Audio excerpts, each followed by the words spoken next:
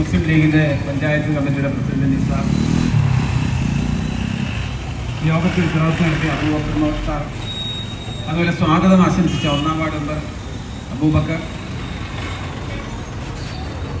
മണ്ഡലം ബ്ലോക്ക് കോൺഗ്രസ് നേതാവും അതുപോലെ ഫാർമേഴ്സ് ബാങ്ക് പ്രസിഡന്റ് വാശിക്ക് അജയ് ബോബൻ,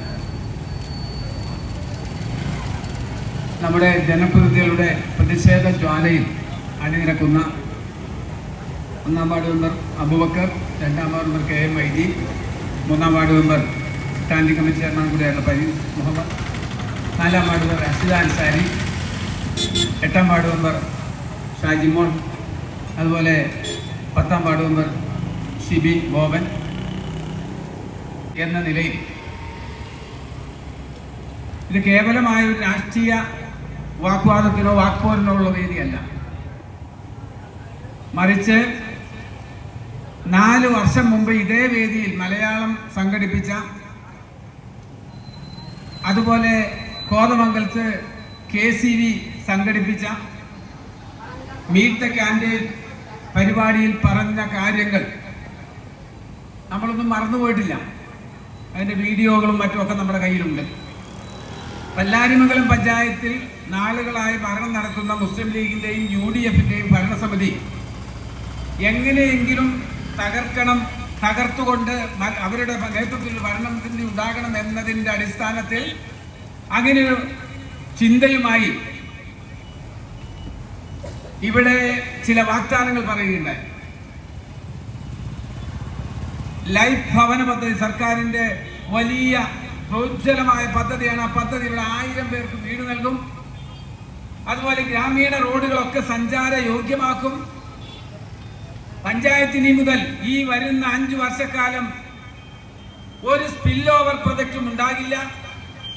പദ്ധതിക്ക് അനുവദിച്ച തുകകളൊക്കെ പരമാവധി ബ്ലോക്ക് പഞ്ചായത്തിൻ്റെയും ജില്ലാ പഞ്ചായത്തിൻ്റെയും സർക്കാരിൻ്റെയും MLAയുടെയും MP-യുടെയും ഒക്കെ സഹകരണത്തോടു കൂടി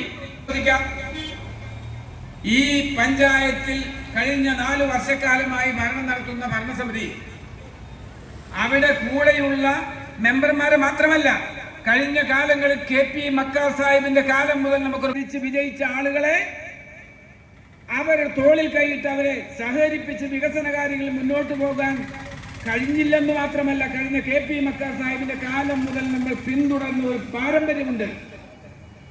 ഒരു മെമ്പർ ഏത് പാർട്ടിയുടേതാണ്, ഏത് കുടുംബത്തിലേതാണ്, ഏത് ഗോത്രത്തിലേതാണ്, ഏത് രാഷ്ട്രീയത്തിലേതാണെന്ന് നോക്കാതെ 13 വാർഡുകൾക്ക്, നേരത്തെ 10 വാർഡ്, പിന്നീട് 12 വാർഡ്, പിന്നെ 13 വാർഡ്, ഈ വാർഡുകൾക്കൊക്കെ തുല്യ പരിഗണന നൽകിയ ഒരു കാലം KP മക്കാർ സാഹിബിന്റെ കാലം മുതൽ വിനീതനായ ഞാൻ അധികാരത്തിൽ മാറുന്നവരുണ്ടായിരുന്നു. ആർക്കും ഒരു ആക്ഷേപമില്ല, ഒരു അവിശ്വാസം, യാതൊരു തരത്തിലുള്ള അവിശ്വാസവുമില്ല. ഒരൊറ്റ വിയോജനക്കപ്പുണ്ട്.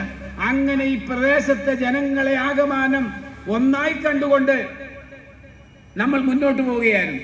അതിൽ നിന്നെല്ലാം വ്യത്യസ്തമായി ഈ മെമ്പർമാരുടെ രാഷ്ട്രീയം നോക്കി, അവരുടെ നിലപാട് നോക്കി പഞ്ചായത്തിൽ നടക്കുന്ന വിമർശിക്കപ്പെട്ടിട്ടുണ്ടെങ്കിൽ ആ വിമർശിച്ച മെമ്പർ ഏത് പിണറായി സ്റ്റൈലാണ്.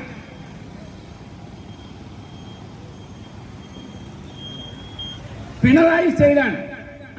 ആരെ വിമർശിക്കുന്നുവോ ആ വിമർശനം ഉപയോഗിച്ച് ഏതെങ്കിലും തരത്തിൽ നിരുത്സാഹപ്പെടുത്തുന്ന, അവരുടെ മേൽ അപഖ്യാതി പറയുന്ന സ്ഥിതം അത് മോദിക്കും പിണറായിക്കുമുണ്ട്. പക്ഷെ പല്ലാരിമംഗലം പഞ്ചായത്തിലും ഒരു മെമ്പർ ഒരു ഫണ്ടിന്റെ വിഹിതം ചോദിച്ചാൽ നിങ്ങൾ UDF ആണ്, നിങ്ങൾ ഞങ്ങളെ വിമർശിച്ചവരാണ്, നിങ്ങൾക്ക് ഫണ്ട് തരില്ലെന്ന് പറയുന്ന ദാർഢ്യവും വികാരവും ഇവർക്ക് എവിടെ നിന്ന് കിട്ടി? 1 വർഷം കൂടി കഴിഞ്ഞാൽ ഇവർക്ക് ഈ വികാരം പറയാൻ കഴിയുമോ? ഈ രാജ്യത്ത് ഈ പറയപ്പെട്ട 1, 2, 3, 4, 8, 10 വാർഡുകൾ, ആ 6 വാർഡുകൾ മാറ്റി നിർത്തി മറ്റുള്ള വാർഡുകളിലേക്ക് യഥേഷ്ടം ആലോചിക്കണം. ഈ പഞ്ചായത്തിൽ ഇനി 5 വർഷക്കാലം വികസനത്തിന്റെ വെളിച്ചം വിതറുമെന്ന് പറഞ്ഞ ആളുകൾ ഓരോ വർഷവും ലാപ്സാക്കിയ തുക എത്രയാണ്? കണക്കുകളൊക്കെ ഞങ്ങളുടെ കയ്യിലുണ്ട്. സ്പിൽ ഓവർ പ്രൊജക്ട് എന്ന ഒരു ചിന്ത, ഒരു അധ്യായം ഇവിടുത്തെ വികസന റിപ്പോർട്ടിൽ ഉണ്ടാകിപ്പെട്ട ഒരുപാട് കാര്യങ്ങൾ മെമ്പർമാർക്ക് പറയാനുണ്ട്. അതുകൊണ്ട് ഞാൻ ഒരുപാട് സമയം അപഹരിക്കുന്നില്ല.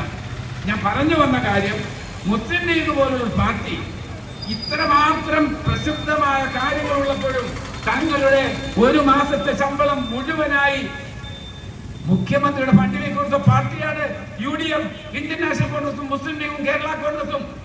ആ പാർട്ടി ഇത്ര ആക്ഷേപം ഉണ്ടായിട്ട് പോലും കഴിഞ്ഞ കാലങ്ങളിൽ ഉണ്ടായ ആ പ്രകൃതിക്ഷോഭത്തിൽ പിരിച്ചെടുത്ത കാശ് ഇപ്പോഴും ഏതാണ്ട് 400 കോടി രൂപ സർക്കാർ ഫിക്സഡ് ഡെപ്പോസിറ്റ് ആയിട്ടിട്ടിരുന്നു. നിങ്ങളൊന്ന് ആലോചിച്ച്, സർക്കാർ ഫിക്സഡ് ഡെപ്പോസിറ്റ് എത്ര പേർക്ക് വീട് കൊടുത്തു? ഇതൊക്കെ വരുമ്പോഴാണ് നമ്മൾ അറിയണേ. അപ്പൊ ഇപ്പൊ പുതിയൊരു കഥ, ഈ മുഖ്യമന്ത്രിയുടെ ദുരിതാശ്വാസ നിധി, അതുപോലെ പദ്ധതി, ഈ ദുരിതാശ്വാസത്തോടുണ്ടായ ഒന്ന് ആലോചിച്ച ഒരു ശവം അവിടെ പാവപ്പെട്ട ഈ സന്നദ്ധ സേവകർ നമ്മുടെ വൈകാടിനെ പോലെ ആളുകൾ ചെന്ന് കുഴിയെടുത്ത് ഇഷ്ടംപോലെ JCB സൗകര്യം ഉണ്ടാകുന്ന അവിടെ പോയവർക്കറിയാം. ഹീറോയിൻസിന്റെ ഭാരവാഹികൾക്ക് അവിടെ പോയവരാണ്. അത്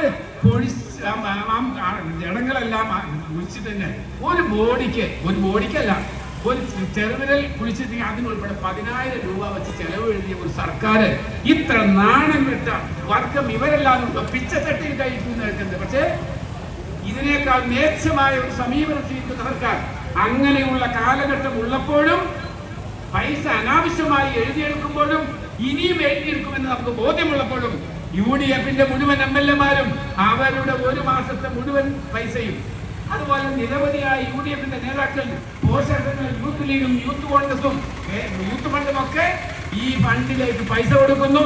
ഞാൻ നേരത്തെ പറഞ്ഞ പോലെ വളരെ മാന്യമായ, ആരാലും പ്രശംസിക്കാൻ കഴിയുന്ന ഒരു പദ്ധതിയുമായി ഇന്നലെ മുസ്ലിം ലീഗിന്റെ സംസ്ഥാന കമ്മിറ്റി വന്നു.